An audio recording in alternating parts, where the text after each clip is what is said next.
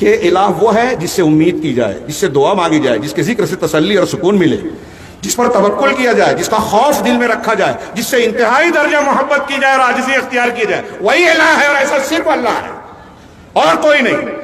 تو جو اس بات کی گواہی دے، من شہد اللہ الہ الا اللہ۔ اب ہم گواہی دے رہے ہیں، کیا ہم امیدیں صرف اللہ سے کر رہے ہیں؟ صرف اللہ کا ڈر اور خوف رکھتے ہیں؟ صرف اس پر بھروسہ کرتے ہیں؟ اپنی پریشانیوں میں اسی سے دعا مانگتے ہیں؟ یا لوگ جو ہے دوسرے دروں پہ جا کے جھک رہے ہیں، دوسرے آستانوں پہ جا کے جو ہے اپنی حاجتیں اور مشکلات پیش کر رہے ہیں؟ اگر کوئی ایسا کر رہا ہے تو اس کی گواہی جھوٹی ہے، وہ گواہی دے نہیں رہا ہے، جھوٹ بول رہا ہے۔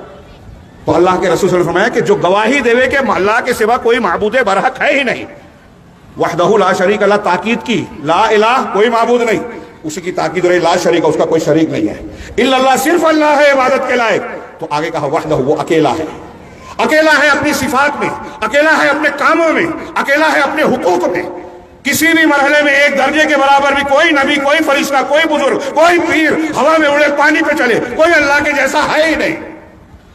قل هو اللہ احد، ہر اعتبار سے اپنی صفات میں، خوبیوں میں، حقوق میں وہ اکیلا ہے۔ کسی بھی طرح کسی نے اللہ کی طرح کسی کو مانا تو وہ مشرک ہے، اس کا لا الہ الا اللہ بیکار ہے، بے فائدہ ہے، بے وزن ہے، وہ اسلام سے باہر ہو جائے گا۔ تو کسی اور کو اللہ کا درجہ، اللہ کی خصوصیات دیتا ہے۔